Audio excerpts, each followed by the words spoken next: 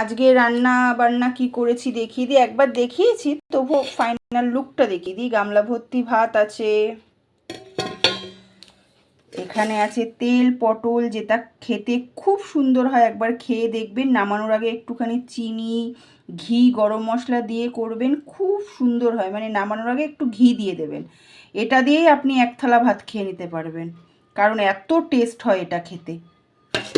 আর এখানে আছে হচ্ছে মাছ ভাজা, কুমড়ো ভাজা আর কারকোল আছে। আর এখানে আছে হচ্ছে কালকের ডাল, এই যে ডালটাকে গরম করেছি, ফেলবো কেন, এতটা ডাল রয়েছে। খাবার দাবার থাকলে কেউ ফেলে, তাই না?